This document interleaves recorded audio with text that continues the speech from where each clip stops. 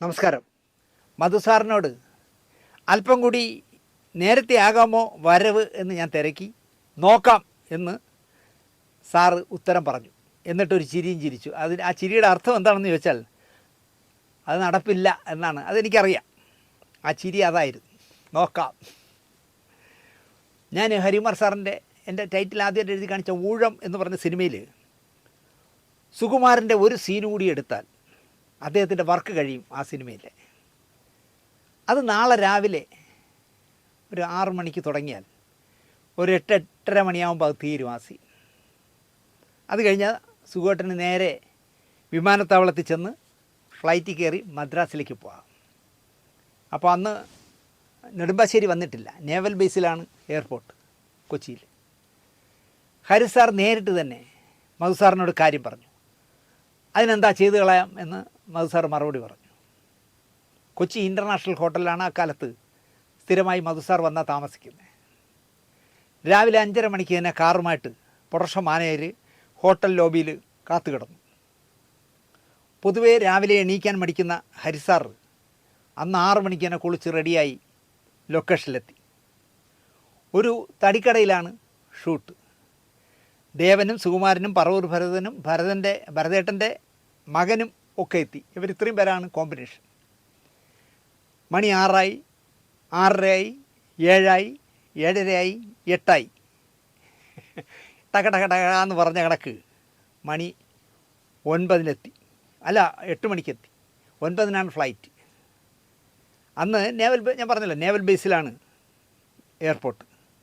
സുകുമാരൻ ഒരു വിടല ചിരിയോടെ വിഗ്ഗങ്ങൂരി ഇങ്ങനെ ഊരി അങ്ങെടുത്ത്, ഹരി നമുക്കത് പയ്യെ തിരുവനന്തപുരത്ത് ചെയ്യാമെന്നേ എന്ന് പറഞ്ഞിട്ട് മേക്കപ്പ് മാനെ കൈ നീട്ടി അയാൾ എണ്ണ ഒഴിച്ചു കൊടുത്തു. മുഖത്ത് മുഴുവൻ തേച്ച് തുടച്ച് കളഞ്ഞു. അദ്ദേഹം കാർ കയറി അങ്ങ് പോവുകയും ചെയ്തു.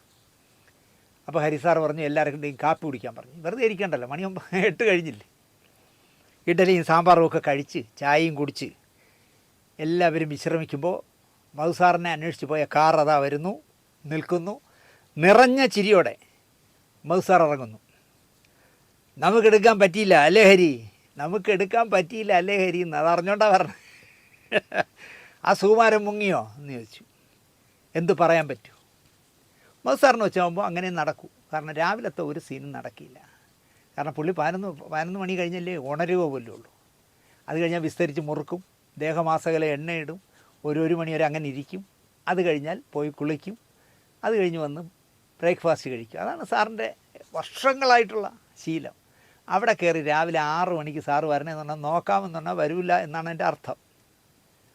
ഒരു ദിവസം എൻ്റെ കുറ്റം പോലെ തമ്പി സാർ പറഞ്ഞു, ഇങ്ങനെ ആയാൽ ഈ പടം എന്ന് ചിത്രീകരിച്ച് തീരും ദിനേശ്? എന്നോട് ചോദിച്ചതാണ് തമ്പി സാർ. എല്ലാം നമ്മൾ അറിഞ്ഞുകൊണ്ടല്ലേ സാർ പ്ലാൻ ചെയ്തത് എന്നായി ഞാൻ. മധുച്ചേട്ടൻ വഴങ്ങില്ല, വെറുതെ പറയാം എന്നേ ഉള്ളൂ. നിങ്ങൾ ശാരദാമ്മയോടൊന്ന് സംസാരിക്കുക എന്ന് പറഞ്ഞ് സാറ് പന്ത് എൻ്റെ ഹോട്ടലിലേക്ക് ഇട്ടു. ഞാൻ സമ്മതിച്ചു, ഞാൻ സംസാരിക്കാം. ശാരദാമ്മയും അവരുടെ കൂടെ വരുന്ന 2 പേരും ഇരിക്കുന്ന മുറിയിലേക്ക് ഞാൻ ചെന്നു. പലതും പറഞ്ഞ് ഞാൻ വിഷയത്തിലേക്ക് വന്നു. അപ്പോൾ അവർ മുഖം അങ്ങ് കറുത്തു. ദിനേശ്, ഞാൻ ഇക്കാര്യം തമ്പിയോട് തുറന്ന് സംസാരിച്ചതാണ്. എന്നെ ഒഴിവാക്കും മിസ്റ്റർ തമ്പിന്ന് ഞാൻ റിക്വസ്റ്റ് ചെയ്തതാണ്. സന്ധ്യയായാൽ എനിക്കൊട്ടും കാഴ്ചയില്ല ദിനേശ്. കാലുകൾക്ക് ബലക്കുറവുമാണ്. 5 മണി കഴിഞ്ഞ് ചെയ്തുകൊണ്ടിരിക്കുന്ന സീൻ, ഞാനിപ്പോൾ നിങ്ങളുടെ ലൊക്കേഷനിൽ 5 മണി കഴിഞ്ഞ് ചെയ്തുകൊണ്ടിരിക്കുന്ന സീൻ തീർന്നിട്ടില്ല എങ്കിൽ അത് എത്ര മണി വരെ പോയാലോ, 6 7 8 മണി വരെ പോയാലോ ആ സീൻ തീരുന്നത് വരെ ഞാൻ നിൽക്കാം. അത്രയും ഞാൻ ചെയ്യാം എന്നായി ശാരദാമ്മ. ഈ വിവരം ഞാൻ അറിയിച്ചിടം മുതൽ തമ്പി സാറിന് അവരോടുള്ള ആറ്റിറ്റ്യൂഡ് മാറിത്തുടങ്ങി. നമുക്കത് വ്യക്തമായി മനസ്സിലാവും തമ്പി സാറിൻ്റെ മുഖത്ത്. ആ മാറ്റം ശാരദാമ്മയെ നന്നായിട്ട് നോവിച്ചു. അപ്പോൾ എന്നോട് ഒരു ദിവസം പറഞ്ഞു, ദിനേശ്, തമ്പി ഇതുമാതിരി ആയിരുന്നില്ല മുമ്പ്. മകൻ മരിച്ച വിഷമത്തിലാകാം അല്ലേ ദിനേശ് എന്ന് ചോദിച്ചു. ഞാൻ വരില്ലായിരുന്നു ഇങ്ങനെയൊക്കെ അദ്ദേഹം പെരുമാറും എന്നറിഞ്ഞിരുന്നെങ്കിൽ. അവർക്ക് നന്നായിട്ട് നൊന്തു തോന്നും സാർ ഇൻഡിഫറൻ്റായിട്ട് പെരുമാറുന്നവരോട്. സെറ്റിൽ ഇങ്ങനെ ഒരു നടിയുണ്ടെന്ന് പോലും തോന്നുമായിരുന്നില്ല. അവർ അവരുടെ ലോകത്ത് കഴിഞ്ഞു. റെഡി പറഞ്ഞാൽ അവരുടെ കൂടെയുള്ള ഒരു സ്ത്രീയുടെ കയ്യിൽ പിടിച്ച് തപ്പി തപ്പി അവർ സെറ്റിലേക്ക് വരും. പെട്ടെന്ന് ഡയലോഗ് പഠിക്കും. കുറച്ചുകൂടി മലയാളം പഠിക്കാൻ ശാരദാമ്മ മനസ്സ് വച്ചിരുന്നെങ്കിൽ ഒരു പ്രത്യേക ടോണിലുള്ള അവരുടെ ശബ്ദം മലയാളത്തിനും ഉപയോഗിക്കാമായിരുന്നു. മലയാളത്തിൽ മറ്റുള്ളവരാണല്ലോ ശബ്ദം കൊടുക്കുന്നത്. ഡ്രസ് ചേഞ്ചൊക്കെ നമ്മൾ പറഞ്ഞാൽ നിമിഷ നേരം കൊണ്ട് മാറി വരും അവർ. അതിലുള്ള ലക്ഷ്മി ഗോപാലസ്വാമി ഒരു ഡ്രസ്സ് മാറാൻ പറഞ്ഞാൽ ഒരു ദിവസമാണ് ഡ്രസ്സ് മാറാൻ. മേക്കപ്പൊക്കെ വാരി ചാണകമൊക്കെ വാരി മുഖത്തടിച്ച് റെഡിയായി വരണമെങ്കിൽ നല്ല സമയമെടുക്കും. ഞാൻ പോയി ഉടക്കിയിട്ടൊക്കെ ഉണ്ട്. മുകളിൽ എൻ്റെ ഉടക്കിടക്കുമ്പോൾ താഴെ ഇരുന്ന് സാറ് നോക്കിക്കൊണ്ടിരിക്കും. തമ്പി സാർ ഞാൻ ഭയങ്കര ഷൗട്ട് ചെയ്തൊക്കെ സംസാരിക്കും. നിങ്ങൾ എത്ര മണിക്കൂറായി നിങ്ങൾ മേക്കപ്പ് ചെയ്യാൻ ഡ്രസ്സ് ഇടാൻ തുടങ്ങിയിട്ട്? ആ പെൺകുട്ടിക്ക് ഒരു കൂസലും ഇല്ല. അണ്ണാ എന്ന് പറഞ്ഞിട്ട് വീണ്ടും സമയം നീട്ടി കൊണ്ടുപോകും. അങ്ങനെ പോവും. മധു സാറുമായിട്ട് പോലും ആവശ്യത്തിന് മാത്രം വർത്തമാനം പറയുന്ന ആർട്ടിസ്റ്റായിരുന്നു ശാരദാമ്മ. അവർക്ക് കൊടുത്ത മുറിയിൽ അവർ ഒതുങ്ങിക്കൂടി. കൂടെ വരുന്ന രണ്ടാളും ആരുമായും ബന്ധമില്ല, അവർക്കും ബന്ധമില്ല, അവരും ആരോടും സംസാരിക്കില്ല. പഴയകാല മാമൂലനുസരിച്ച് അഡ്വാൻസ് കഴിഞ്ഞാൽ ബാക്കി തുകയുടെ കുറച്ച് പണം, ഇപ്പോൾ 5 ലക്ഷം പറഞ്ഞിട്ട് 1 ലക്ഷം അഡ്വാൻസ് കൊടുത്താൽ അടുത്ത 4 ലക്ഷം ഉണ്ടെങ്കിൽ അതിൻ്റെ ഒരു 2 ലക്ഷം രൂപയെങ്കിലും ഷൂട്ടിംഗ് പകുതി ആകുമ്പോഴെങ്കിലും നമ്മൾ കൊടുക്കണം. അതാണ് ഒരു ശീലം. സാറിൻ്റെ കയ്യിൽ നിന്ന് സെറ്റിലാണെങ്കിൽ കാശിനൊരു പഞ്ചുമില്ല. കാരണം സാറിൻ്റെ കയ്യിൽ കാശുണ്ട്. അവർ കുറച്ച് കാശ് വേണം എന്ന് പറഞ്ഞു. ശാരദാമ്മ കുറച്ച് കാശ് വേണം എന്ന് പറഞ്ഞു. അവരോട് ഞാൻ വാങ്ങിച്ച ഡേറ്റ്സ് നിങ്ങൾ ചാർട്ട് ചെയ്തപ്പോൾ ഇപ്പോൾ വേണ്ടല്ലോ, അവർ 40 ദിവസം എന്തോ വാങ്ങിച്ചു. പാട്ടും പാടി 20 ദിവസം കൊണ്ട് തീരും അവരുടെ വർക്ക്. അപ്പോൾ എൻ്റെ തമ്പി സാർ പറയാ, ഞാൻ വാങ്ങിച്ച ഡേറ്റൊന്നും ഈ പടത്തിൽ വേണ്ടല്ലോ, നിങ്ങളിപ്പോൾ ചാർട്ട് ചെയ്തപ്പോൾ അതിൻ്റെ പകുതിയല്ലേ വേണ്ടി. അവരോട് അതിനനുസരിച്ച് പ്രതിഫലം കുറയ്ക്കാൻ പറയണം നിങ്ങൾ. ഞാൻ പറയണമെന്ന് ഇല്ല ശാരദാമ്മ കുറച്ച് പൈസ കുറയ്ക്കണോ. ഭർത്താവില്ല, കുട്ടികളില്ല, പ്രാരാബ്ദങ്ങളില്ല, ഇവർക്കിനിയും കാശിനോട് ആർത്തി തീർന്നില്ലേ? എന്നോട് ചോദിക്കുകയാണ്. അവരോടുള്ള ദേഷ്യം മുഴുവൻ എന്നോടാണ് തീർക്കണേ. ഭർത്താവില്ല, കുട്ടികളില്ല, പ്രാരാബ്ദങ്ങളില്ല, ഇവർക്കിനിയും കാശിനോടുള്ള ആർത്തി തീർന്നില്ലേ? ആർക്കാ സാർ കാശിനോടുള്ള ആർത്തി തീരുന്നത്? ഇന്ത്യ വാങ്ങാൻ കാശുള്ള അംബാനിക്ക് കാശിനോട് ആർത്തിയില്ലേ? ലിറ്ററിന് ഒരു 2 പൈസ പെട്രോളിന് കൂട്ടിക്കിട്ടിയാൽ അംബാനി അതിനുവേണ്ടി എന്തിനാ സാറേ മുറവിളി കൂട്ടുന്നത്? ലിറ്ററിന് 2 പൈസ കൂട്ടിയാൽ ഒരു ദിവസം ചിലപ്പോൾ അംബാനിക്ക് എത്ര കോടി രൂപയായിരിക്കും കിട്ടുന്നത്? അതായിരിക്കുമല്ലോ. അങ്ങനെയൊക്കെ കോടിക്കണക്കിന് രൂപ ബാങ്ക് ബാലൻസ് വന്ന് കയറും. കാരണം 2 പൈസ ലിറ്ററിന് കൂട്ടിയാൽ മതി. ഇവർക്ക് മിഠായി കമ്പനി ഉണ്ടായിരുന്നു, മാവിൻ തോട്ടം ഉണ്ടായിരുന്നു, സ്വർണ്ണക്കട ഉണ്ടായിരുന്നു. ഇതൊക്കെ സഹോദരൻ്റെ മക്കൾ തിന്ന് തീർക്കാനല്ലേ എന്നായി. കാരണം അവർ സഹോദരൻ്റെ മക്കളുടെ കൂടെയാണല്ലോ താമസിക്കുന്നത്. അപ്പോൾ സ്വന്തമായി മിഠായി കട ഉണ്ടായിരുന്നു ശാരദാമ്മയ്ക്ക്, സ്വർണ്ണക്കട ഉണ്ടായിരുന്നു, നല്ല മാവും തോട്ടും ഉണ്ടായിരുന്നു. തമ്പി സാർ ആകെ കലിപ്പിലാണ്. ഞാൻ എങ്ങനെ അവരോട് കുറയ്ക്കാൻ പറയും? കാരണം സാറൊന്ന് മയത്തി നിന്നിരുന്ന് നമുക്ക് സംസാരിക്കായിരുന്നു. 30 ദിവസം വാങ്ങിയ ലക്ഷ്മി ഗോപാലസ്വാമിയെയും 30 ദിവസം വാങ്ങിയ മാമുക്കോയോടും ഞാൻ ഈ വിഷയം സംസാരിച്ചു. അണ്ണാ 6 ദിവസം വേണ്ട, ഞാനിവിടെ 30 ദിവസം നിൽക്കാമെന്നായി ലക്ഷ്മി ഗോപാലസ്വാമി. അവരെന്താ പറയുക? അണ്ണാ, എല്ലാവരും അണ്ണാന്നേ പറയും. അണ്ണാ 6 ദിവസം വേണ്ട അണ്ണാ, ഞാൻ 30 ദിവസം ഇവിടെ നിൽക്കാം എന്ന് നല്ല രസമുള്ള ചിരിച്ചുകൊണ്ട് എന്നോട് പറഞ്ഞു. ഞാൻ പകുതി തമാശയും പകുതി കാര്യവുമായി അതിന് പറഞ്ഞ മറുപടി അല്പം കുഴപ്പം പിടിച്ചതായിരുന്നു. ഇവിടെ സിനിമ ഷൂട്ടിംഗ് മാത്രമേ ഉള്ളൂ, മറ്റൊന്നും ഇവിടെ ഇല്ല ലക്ഷ്മി എന്ന് പറഞ്ഞു. അവൾക്ക് മനസ്സിലായോ എന്ന് എനിക്കറിയില്ല. ഞാനിവിടെ ഷൂട്ടിംഗ് സിനിമയിൽ മാത്രമേ ഉള്ളൂ.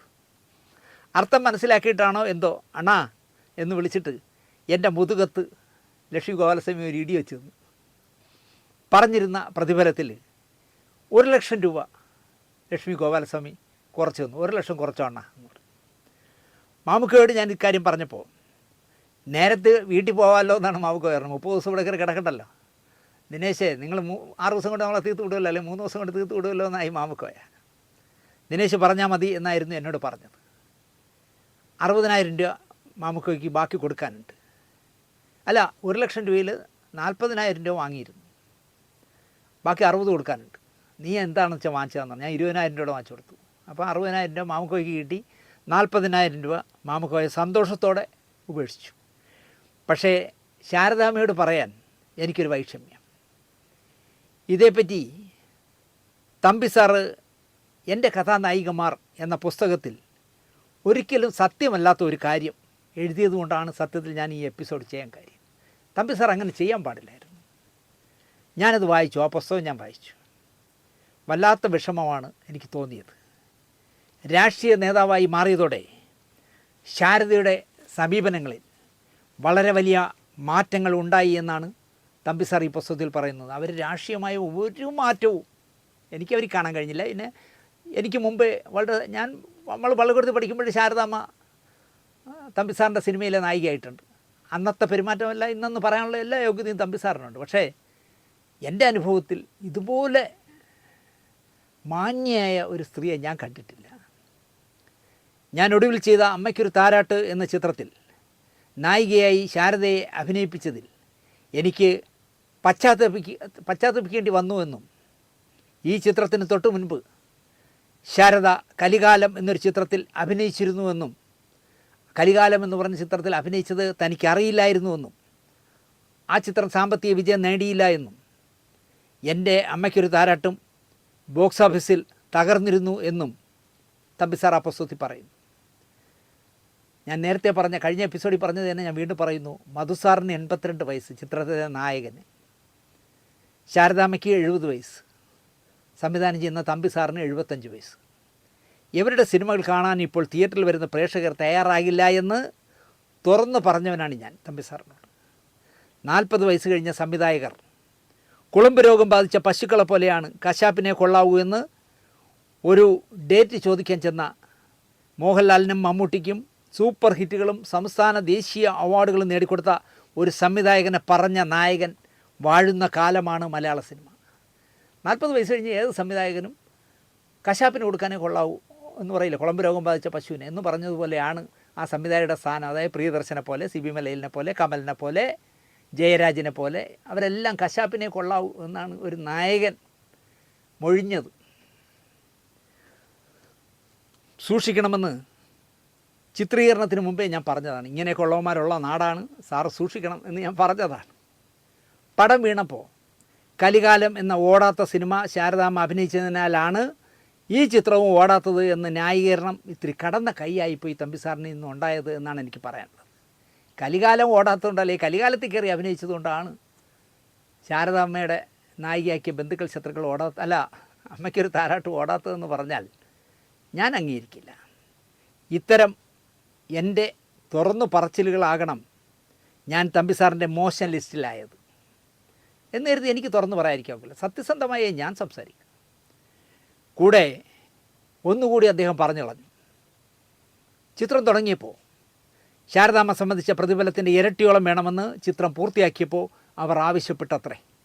അവരെ വിശ്വസിച്ച് എഗ്രിമെൻ്റ് ഒപ്പിട്ടിട്ട് ഇല്ലായിരുന്നുവെന്നും നേരത്തെ താൻ പറഞ്ഞ തുക ഇതാണെന്ന് അവർ കള്ളം പറയാനും മടിച്ചില്ല എന്നും തമ്പി സാർ പറയും. അവരോടൊപ്പം നിന്ന പ്രൊഡക്ഷൻ മാനേജരെ മഹേഷ് കവടിയാർ എന്ന് പറഞ്ഞൊരു പ്രൊഡക്ഷൻ മാനേജറായിരുന്നു തമ്പി സാറിൻ്റെ കൂടെ വർക്ക് ചെയ്തത്. ചിത്രം പൂർത്തിയാകും മുമ്പ് ഫിഫ്ക നിർദ്ദേശിക്കുന്ന 2.5 ലക്ഷം രൂപ കൊടുത്ത് ഞാൻ ഒഴിവാക്കിയിരുന്നു. ഒഴിവാക്കി എന്നല്ല, പുറത്താക്കിയെന്നും തമ്പി സാർ പറയുന്നു ആ പുസ്തകത്തിൽ.